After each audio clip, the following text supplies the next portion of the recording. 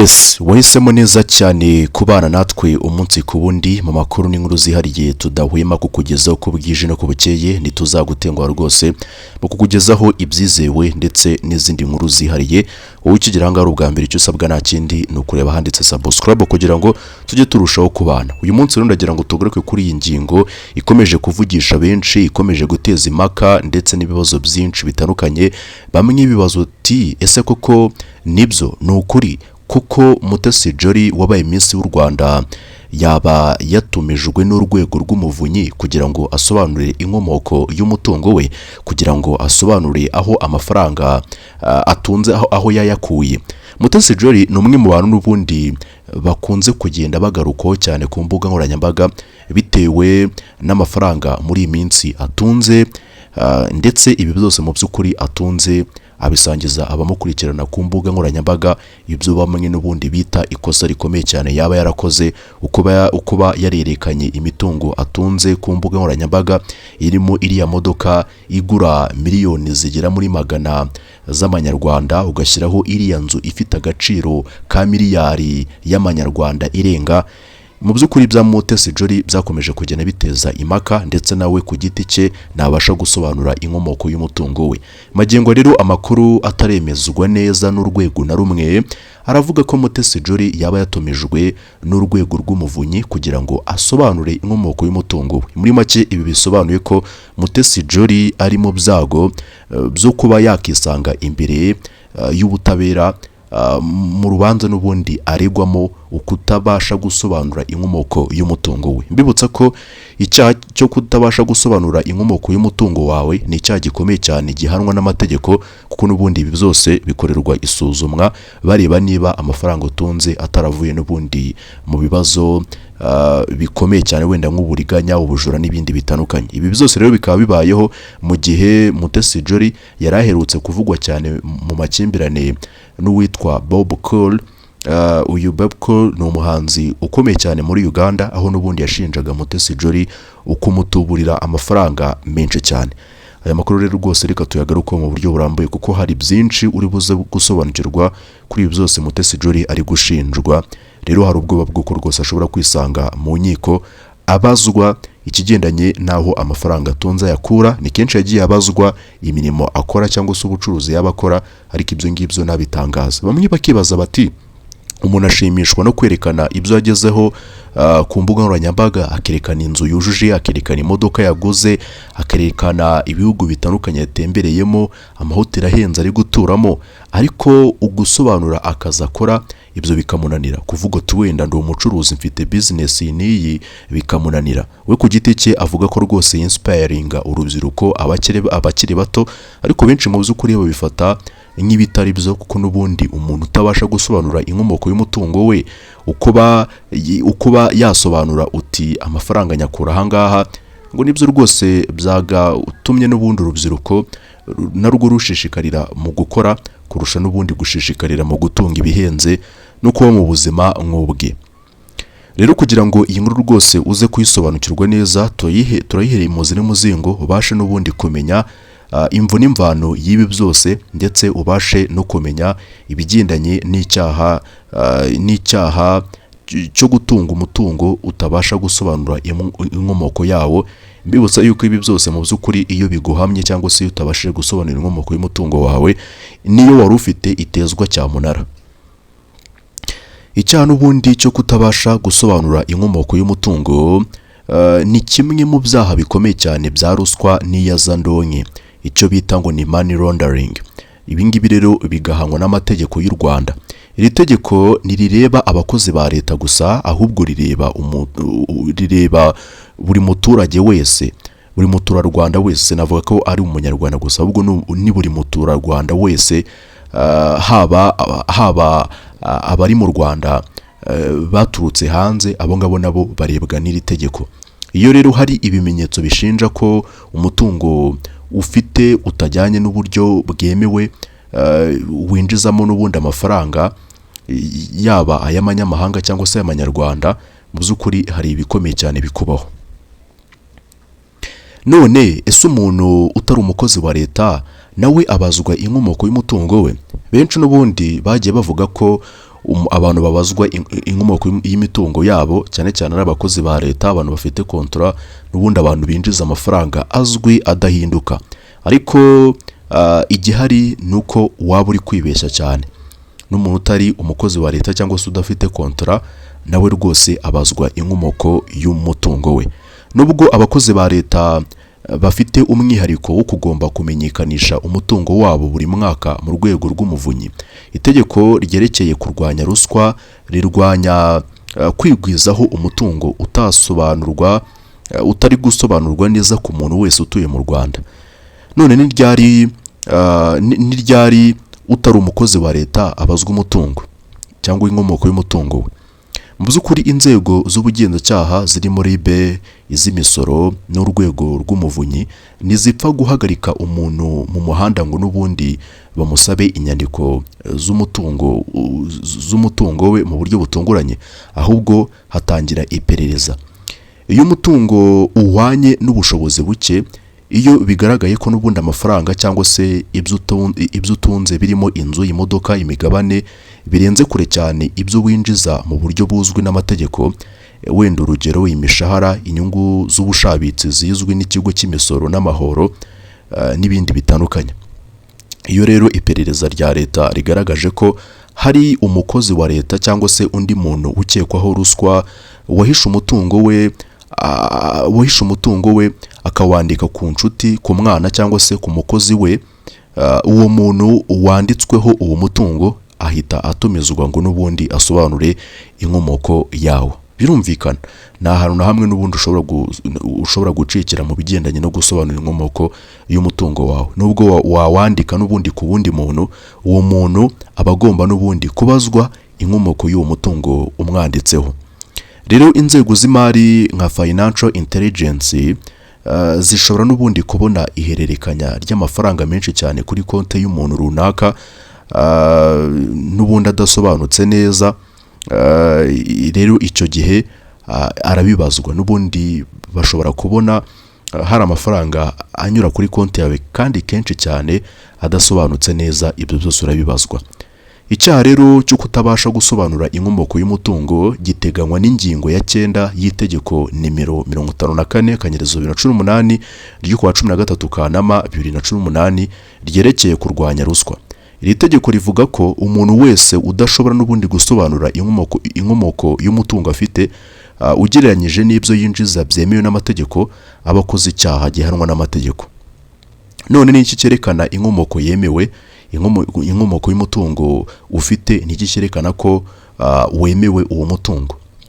Uregwa n'ubundi agomba kwerekana ibimenyetso bifatika birimo amasezerano y'igurisha cyangwa y'akazi, inyandiko z'izingura cyangwa iz'imano zatanzwe mu mategeko, inyandiko z'inguzanyo za banki zerekana neza uburyo amafaranga yabonetse, inyandiko z'ikigo cy'imisoro zerekana ko ubushobozi bwawe bwatanze imisoro kandi bwinjiza ayo mafaranga.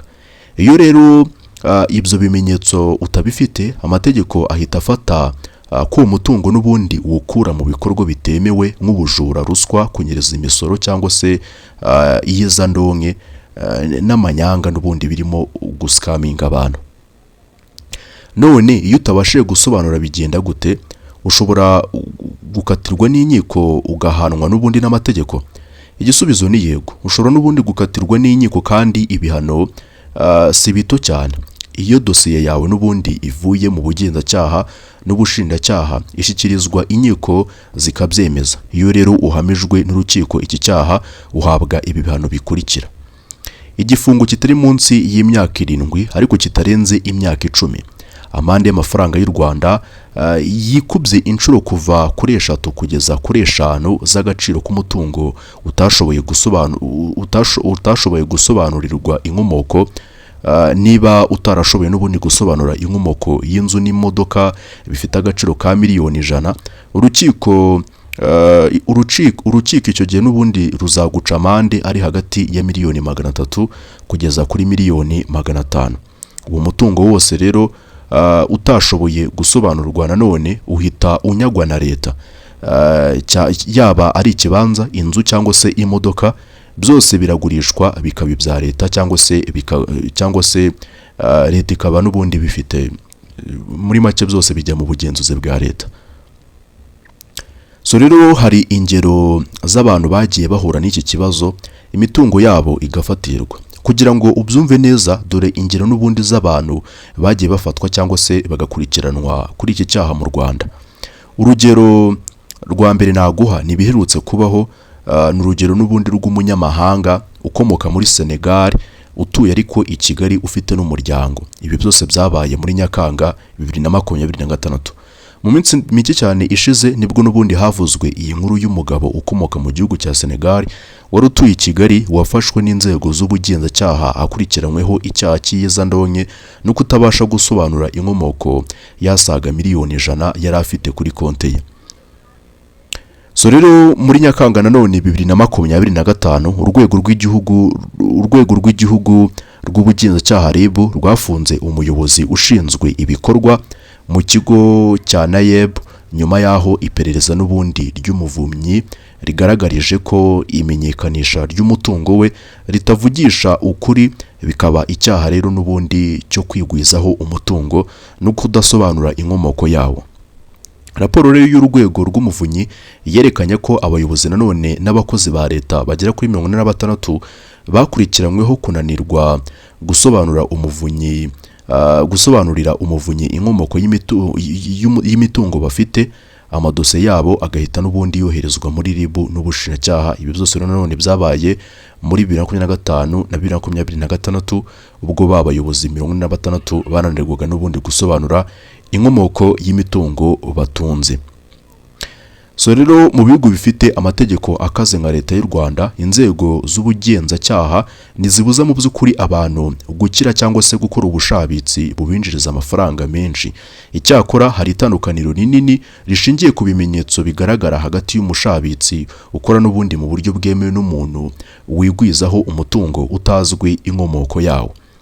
Iyo rero umushabitsi agize imodoka ihenze cyangwa se inzu, inzego z'ubugenzacyaha nka RIB zireba niba ayo mafaranga afite umuyoboro uzwi, amadovize ye aba yaranyuze muri banki, afite inyandiko z'uburyo n'ubundi yayakuye hanze cyangwa se mu gihugu, kandi afite inyemezabuguzi n'amasezerano y'ibikorwa bye business n'ubundi. Umuntu rero ukekwaho kutabasha gusobanura inkomoko y'umutungo kenshi yakira amafaranga mu ntoki mu buryo n'ubundi bwo guhisha inkomoko yayo, cyangwa se akakira ihererekanya ry'amafaranga menshi atagira inyandiko n'imishinga ifatika iyasobanura. Ndavuga n'ubundi mu kuyakira abinyujije mu bigendanye na cryptocurrency ndetse n'ubundi buryo bw'ikoranabuhanga bushobora guhisha uburyo ayo mafaranga n'ubundi ayakira.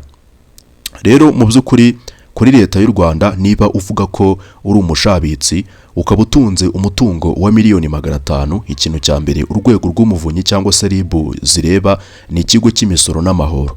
Niba ugaragaza ko winjiza amafaranga menshi ariko mu bitabo by'ikigo cy'igihugu gishinzwe imisoro n'amahoro ukaba udafite imisoro ihagije ugereranyije n'ayo mafaranga utunze, mu by'ukuri uhita uba umukandida wo gukurikiranwaho icyaha cyo kutabasha gusobanura inkomoko y'umutungo utunze.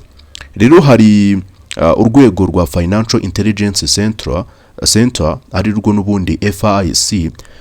Uru rwego n'ubundi rushinzwe iperereza ku mari, nanone rero narwo rukurikiranira hafi amabanki n'ibigo by'imari y'umuntu, yaba n'icyamamare aherekejwe cyangwa se agahabwa amafaranga menshi nk'asaga miliyoni 10 icyarimwe, nanone atazwi inkomoko yayo, banki ihita itanga amakuru kuri iki kigo n'ubundi cya Financial Intelligence Center. Niyo mpamvu rero mu by'ukuri bidashoboka ko wacika uru rwego cyangwa se ngo wenda ubeho ubuzima n'ubundi burimo amafaranga ariko nanone utabasha gusobanura inkomoko y'umutungo wawe. Rero Mutesi Jolly mu by'ukuri nawe birashoboka cyane ko ibi ari byo zaba byaramubayeho, ko yagiye wenda yakira amafaranga menshi cyane mu bihe bitandukanye, rero n'ubundi amabanki agahita urwara iki kigo cya FIC uti hari umuntu uri kwakira amafaranga menshi mu buryo budasobanutse, bagatangira n'ubundi kumukurikirana babashaka n'ubundi kumenya inkomoko yayo.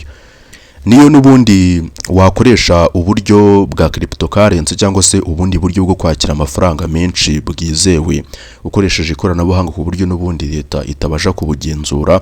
Aha ni ibi byose n'ubundi bitangira kumenyekana gake gake ubwo ayo mafaranga batangiye kuyakoresha.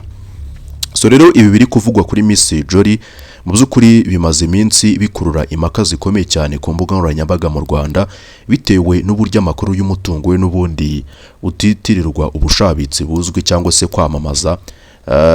Mu by'ukuri ibi ngibi nawe byagiye bimuzanira ibibazo ariko nabashe kubisubiza ngo abashe n'ubundi gusubiza inkomoko y'umutungo we. Mu gihe gito n'ubundi gishize Mutesi Jolly yerekanye imitungo ihagaze mu giciro gihanitse cyane, ibyatumye inzego ibishora n'ubundi kuba byaratumye inzego z'ubugenzacyaha n'abaturage babyibazaho. Ikintu cya mbere rero aherutse kwerekana ni inzu n'ubundi ihenze cyane yo mu bwoko bwa villa. Navuga se ko ari villa gusa, ni inzu mu by'ukuri iruta hoteli nyinshi Kigali. Rero iyi nzu yerekanye ifite amagorofa 3 iherereye i Kibagabaga, yari ifite ibikoresho bigezweho, piscine, ibyumba by'imyitozo n'ibindi byinshi bitandukanye n'ubundi bigira inzu ihambaye cyane. Rero amakuru yavugaga ko yayiguze ikiri mu kubakwa, akaba rero ikiri kubakwa itaruzura, akaba ari icyo gihe yarayiguze n'ubundi asaga kuri miliyoni 600 z'amafaranga y'u Rwanda. Yaje rero gushoramo izindi miliyoni 700 mu buryo bwo kuyuzuza neza. Byose hamwe rero byamutwaye miliyari 1 na miliyoni 300 z'amafaranga y'u Rwanda. Ikindi rero yakurikijeho ni imodoka ya Mercedes ariyo MG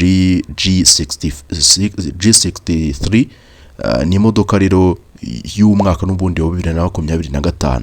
Ibi byose rero yabikoze mu Kwakira, aho yinjije mu Rwanda imodoka n'ubundi ihenze cyane, yaguze akabakaba miliyoni 437 kuko n'ubundi ni 300,000 by'amadolari y'Amerika niko iyi modoka ihagaze. Rero igiteranyo cy'imitungo ye mu by'ukuri ushobora kukibarira muri miliyari 10 kuko hari n'ibindi bintu byinshi yagiye agura kandi bihenze cyane mu by'ukuri, yaba zirangendo yagendaga akora zo mu mahanga, yaba iyi nzu yaguze, ibikoresho birimo nabyo ubwabyo n'ibindi bitandukanye. Rero umutungo wa Mutesi Jolly mu by'ukuri birumvikana ukaba muri miliyari 10 zinarenga. So rero uburyo Mutesi Jolly ashobora kuba yinjizamo amafaranga mu by'ukuri buragoye kubugenzura. Rimwe na rimwe abantu baravugaga bati ashobora wenda kuba umutungo we ukomoka mu mubano afitanye n'abakire barimo na Rugumi Saidi ukomoka muri Tanzania n'abandi benshi batandukanye. Rero ibi ngibi bihita bitugeza ku kibazo benshi bari kwibaza kugeza amagingo ye. None ashobora kugezwa mu nkiko abazwa ibi byose? Igisubizo cyihuse ni yego. Birashoboka cyane rwose niba inzego z'ubugenzacyaha cyangwa se n'urwego rushinzwe imisoro n'amahoro, izi nzego zose ziramutse zisanze ibimenyetso bafite koko bigaragaza ko Mutesi Jolly ashobora kuba wenda afite inkomoko y'umutungo we urimo amanyanga, icyo gihe yagezwa mu nkiko birumvikana. Rero nanone akantu nakwibutsa nuko muri Kamena 2026 umuhanzi w'umugande witwa Bebe Cool yashinje Mutesi Jolly kumutuburira akoresheje ngo n'izina rya leta y'u Rwanda, ndavuga n'ubundi Arsenal na Visit Rwanda. Jolly rero we yahise abyamaganira kure cyane, yerekana ko ari abatekamutwe bakoresheje konti ye mimbano ndetse abinyujije mu banyamategeko be. Yahise rwose ariga Bebe Cool kumuharabika. Urwo rubanza mu by'ukuri ruracyari mu nzira z'amategeko, gusa ariko bivugwa yuko baba baragiye mu biganiro mu gikari bakabiganiraho. Rero niba urwego rw'umuvunyi cyangwa se RIB zibonye ko imitungo ye ya miliyari zigera ku 10 hafi 10, iyo mitungo ahanini bakabona itajyanye n'imisoro yatanze muri RRA, bazamutumiza n'ubundi amategeko abasha kubigenzura, ndetse ibingibi nibyo bishobora kumugeza imbere y'inkiko. Ngayo nguko rero ibya Mutesi Jolly mu by'ukuri nuko nguko byifashe. Ubu ngubu nawe uraza gutanga igitekerezo uko byumva. Ese mu by'ukuri ibi birakwiye? Ibi ashinjwa koko agomba kubazwa inkomoko y'umutungo we? Nibyo koko? Niba wenda ufite amakuru ku cyo yaba akora waba uzi, ushobora n'ubundi kutubwira, abatabizi bakabimenya. Ariko kugeza amagingo ya niko amakuru ari kuvugwa ko n'ubundi ashobora kuba yaratumijwe n'urwego rw'umuvunyi mu bigendanye no gusobanura inkomoko y'umutungo we. Ariko nk'uko nabikubwiye, aya makuru na rwego na rumwe rwari rwayemeza. Muri make biracyari mu rwego rw'ibivugwa. Ni nayo mpamvu n'ubundi inkuru yacu ahanini yibanze ku busesenguzi ndetse no mu kukugaragariza n'ubundi byinshi ku bigendanye ku bigendanye n'abantu bagiye batabwa muri yombi bitewe no kutabasha gusobanura inkomoko y'umutungo wabo, ndetse nanagusobanurira uburemere bw'iki cyaha, kuko n'ubundi iki cyaha iyo giguhamye ukatirwa igifungo kitari munsi y'imyaka 7, ariko nanone kitarenze imyaka 10. Ikindi kandi nanone ugacibwa amande yikubye inshuro 3 wa mutungo utabashe gusobanura inkomoko yawo. Ndagushimiye cyane.